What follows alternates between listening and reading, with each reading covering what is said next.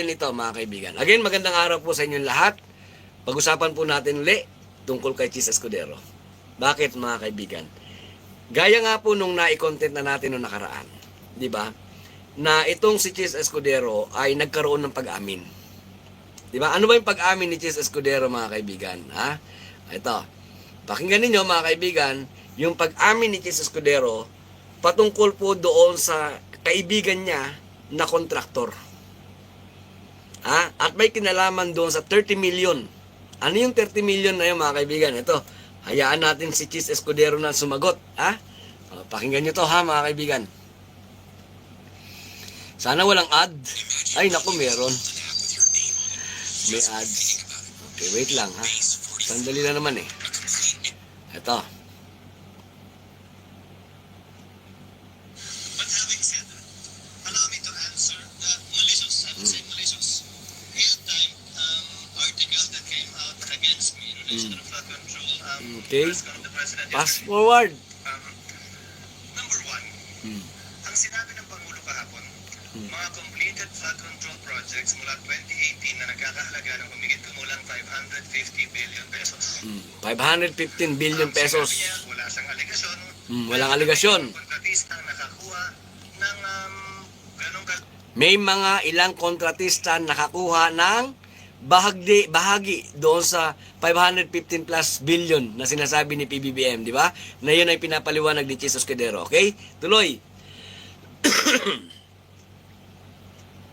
malaking pondo. Ang lumabas na artikulo, kinikilala ko, kaibigan ko, kababayan ko, tiga Sorsogon, contractor siya. Pero ang nakuha niya ay 5.4 billion di umano.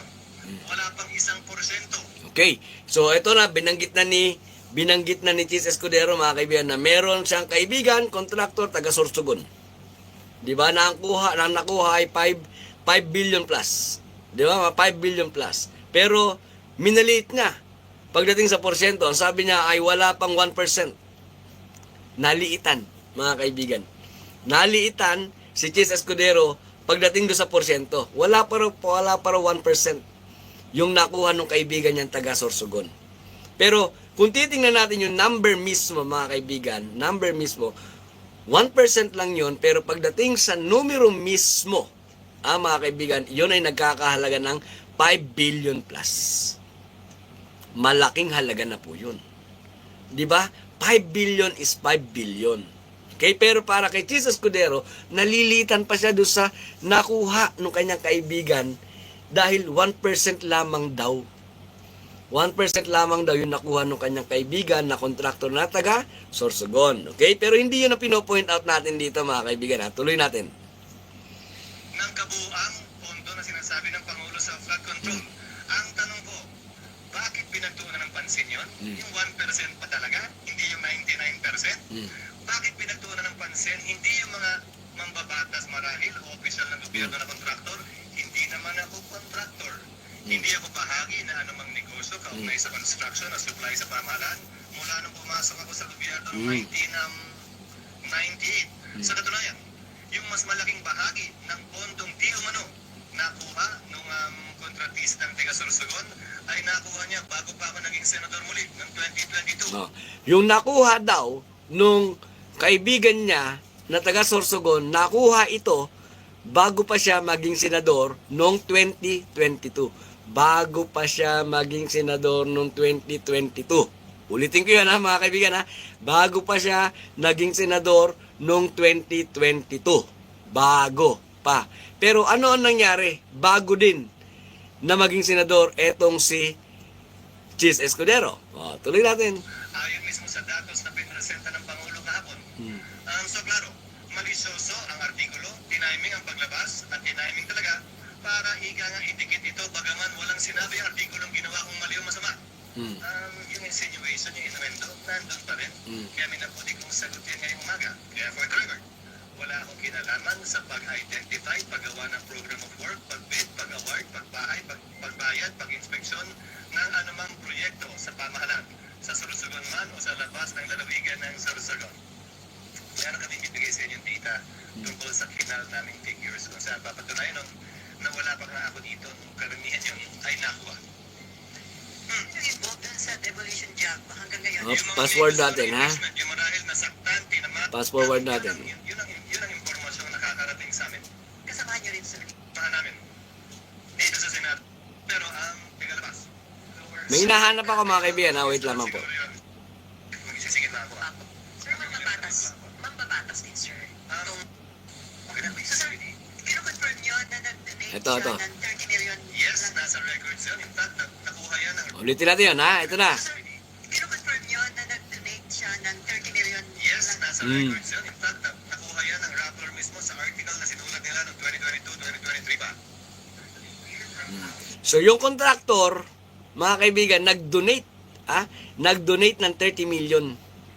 Kanino? Dito kay Cheese Escudero. Kinonfirm niya? Kinonfirm niya. Ulitin natin, ha? Ulitin natin, mga kaibigan, ha? Oh. Nakuha yan ng Rappler mismo sa article na sinulat nila noong 2022-2023. Konti. So, sir, kino-confirm nyo na nag-donate siya ng 30 million? Yes, nasa records yun. Di ba? Nasa record yun. Kinonfirm ni Cheese Escudero na tumanggap siya, nag-donate etong kontraktor na taga Sorsogon na kaibigan niya, ha? Ng 30 million. Kailan? Nung 2022 election. 32 million na mga kaibigan. So, doon tayo pupunta ngayon. Ha? Doon sa dinonate na yan na 30 million mga kaibigan, okay? Lusot kaya dyan si Lusot kaya dyan si Cheese Escudero? Ha? Bakit mga kaibigan? Pakinggan natin itong pakinggan natin itong isang artikulo. Okay? Ayon sa pahayag po ng Comelec chairperson matawag doon mga kaibigan. Galing sa Comelec mga kaibigan. Ito pakinggan natin.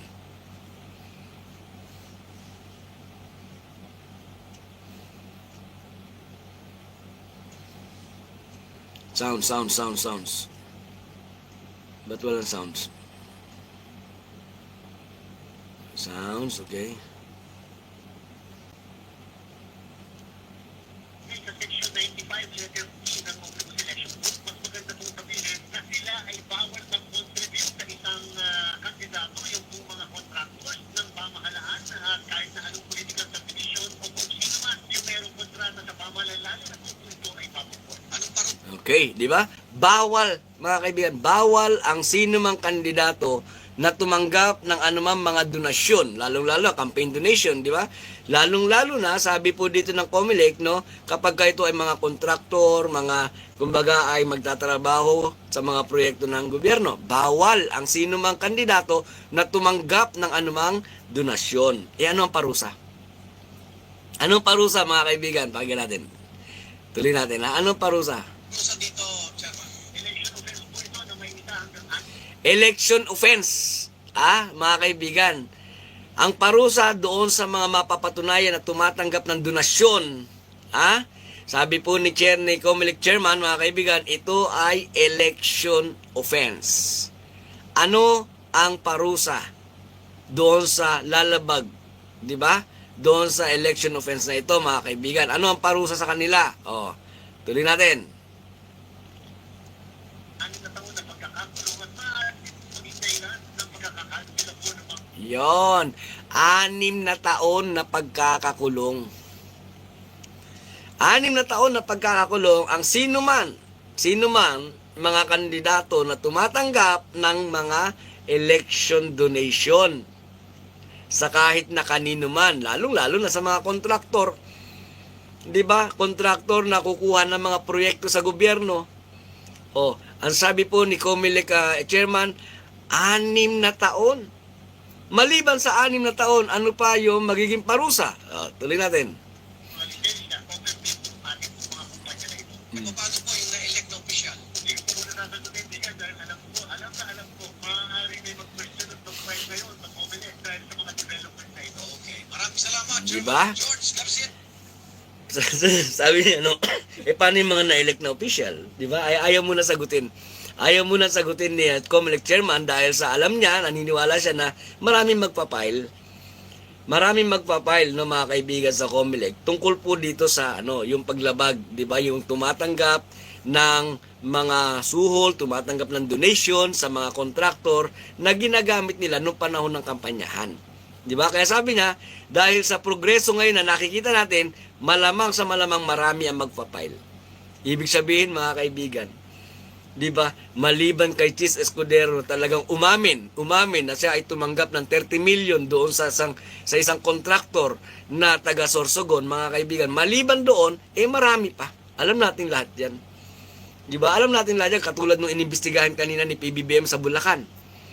Di ba? Yung Saint Dominic ba yun? O Saint Timothy? No, mga kaibigan, na kontraktor. Di ba? Na siya rin yung may kaugnayan doon sa kontraktor na sinasabi ni Mayor Bico sa Pasig. Di ba, mga kaibigan? Itong mga ito, hindi maglalakas loob ito na gumawa at lokohin ng gobyerno kung walang nasa likod nila. At yan nga yung aabangan natin ng mga kaibigan. Aabangan natin yan. Di ba? Yung mga politiko, mga matataas na opisyal na sangkot doon sa mga kontraktor na tumatanggap, na ang pagkakasangkot nila ay yung pagtanggap nila ng pera galing sa mga kontraktor. Diba, mga kaibigan, ito ang point dito. Ito ang point dito. Bakit natin pinag-uusapan ito? Diba? Marami ng pagkakataon, siguro naman, we were not born yesterday para hindi natin alam na yung ganitong kalakaran, di ba, na mga kontraktor na nangungontrata sa mga proyekto ng gobyerno, di ba, ay marami talagang nakikinabang, may mga kickback, may mga under the table. Alam natin lahat yan. No, alam natin lahat yan, di ba? Pero ang point doon, mga kaibigan, ang kasalukuyang gobyerno ayaw po talaga sa korupsyon. At ang kasalukuyang gobyerno, hindi lamang sinasabi na I hate corruption. Talagang sinusuyod lahat. Talagang inaalam lahat. Kaya nga ang tagubilin ng ating mahal na Pangulo, magsumbong kayo doon sa ating sa website, 'di ba, yung isumbong sa pangulo.ph, 'di ba? Magsumbong kayo sa mga sa media. Pagkatapos ay bantayan ninyo. Ultimo yung mga LGO sinasabihan ni PBBM, 'di ba? Bantayan ninyo kung ano yung makita ninyo, isumbong sa amin. Para at least alam namin lahat. Diba? Inaalam lahat ng ating mahal na Pangulo. BMB Emotera Vlog 77, shout out, watching from the yard. Okay? Shout out sa iyo. So, inaalam lahat ng Pangulo. Hindi natutulog ang kasalukuyang administrasyon, lalong-lalo na para bigyan at sawatain yung mga korupsyon na nagaganap. Kaya nga sabi ni PBBM nung SONA, di ba? Mahiya naman kayo. At hindi lamang sinabi ni PBBM yun, kundi ginagawa, tinatrabaho ngayon ni PBBM. Di ba? Balikan natin si Chis Escudero. Since meron siyang pag-amin. Di ba? Since meron ng pag-amin itong si Chis Escudero, mga kaibigan, di ba? So, nanganganib ba?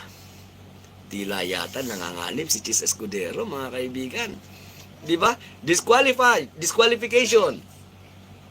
Kulong, 6 years. Naku po, Diyos mio di pataranta. Mukhang merong masasampulan ng pagkakulong na senador.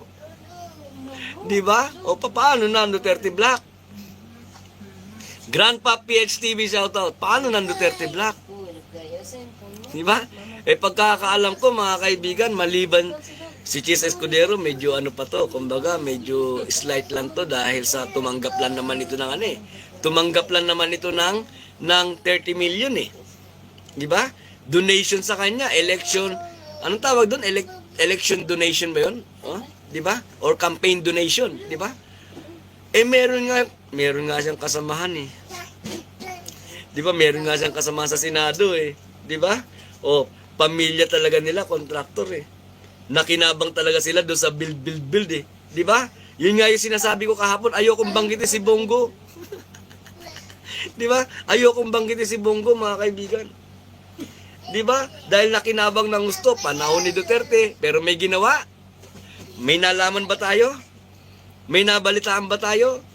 Na ginawa sa panahon ng Duterte administration na katulad ng ginagawa ngayon na sa Marcos administration? Wala. Di ba, mga kaibigan? Wala.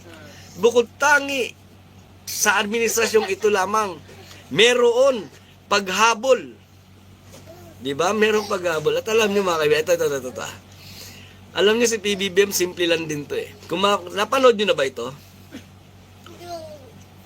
Napanood niyo naman yung sinasabi ko kanina na meeting sa palasyo? Mga kaibigan, wait lamang ha.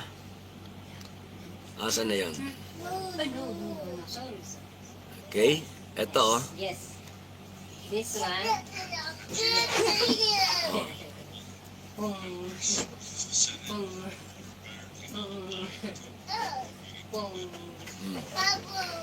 Balloon. Pa. Ang hina eh. Pa. Dito mga kaibigan, nasa palasyo si Chis Escudero. Katabi niya si dating Pangulo na isang kongresista, pero I don't know kung kongresista pa rin si Gloria Macapagal-Arroyo, mga kaibigan, no? Pagkatapos si Speaker, no? House Speaker Romualdez, magkakatabi sila, no? Ngayon, kinilala ni PBBM si Chis Escudero at lahat ng mga miyembro ng senador na naroon, di ba? Ngayon may sinabi si PBBM, simpleng-simple lang binanggit niya, mga kaibigan, no? Ito naman, nagkaroon lang tayo ng autonomy, di ba? Sabi ni PBBM, nagkaroon lang tayo ng autonomy, gusto na kagad na isangkot ang Supreme Court, di ba? Huwag ka mag-alala, Chis, sabi ni PBBM, Chis, I will pass, Chis will pass, no? Chis will pass this legislative, di ba? Tapos nagtawanan. Tapos si Chis Escudero naman ay ganun lang, nakaupo lang, hindi makaporma. Di ba, mga kaibigan? Simple lang 'yun, ha? Simple lang 'yun. No? Kung ako mga kaibigan, nasa sa kalagayan ni Chis Escudero, I would rather resign. Di ba? Bakit? Isipin mo, dinadaan ka na lang sa biro, di ba? Dinadaan na lang sa biro ni PBBM pero may laman. Di ba? May laman yung salita ni PBBM. Di ba, mga kaibigan? O ibig sabihin, alam na halos, no, alam ng Pangulo. So hihintayin na lang natin, mga kaibigan, dito is yung resulta ng ginagawang investigasyon, ng ginagawang pagsuyod ni PBBM sa mga corrupt official, lalong-lalo na yung mga nakikinabang doon sa flood control project na nakapinsala naman ng gusto sa ating mga kababayan. Di ba, mga kaibigan? So yun lang yun, no, mga kaibigan. Simple lang yun. Aabangan lang natin, baka merong kauna-unahang senador, di ba, na makukulong dahil sa korupsyon. Di ba? Kasi yung mga senador na nakukulong, even before, di ba, may mga senador na rin na nakulong eh. Alam natin lahat yan, di ba? Plunder. Mga Estrada. Di ba? Pamilya Estrada. Okay? Tapos, panahon ni Apo Lakay noon, di ba? Yung isang senador na nakulong dahil naman sa paglaban sa gobyerno. Di ba? Ninoy Aquino, senior. Di ba? Pero, I think, if I'm not mistaken, kung meron man at talaga meron magpapile ng kaso sa COMELEC, no, mga kaibigan, merong mga senador na talagang mabibigyan ng kumbaga magiging buena mano, di ba? Sa pagkakulong ng 6 na taon. No, mga kaibigan. Okay? So, yun lang, no? Maraming salamat po sa inyong lahat sa patuloy na pagsuporta sa channel natin at sa lahat po ng mga talaga ng mga nagkomento, nag-effort na mag-comment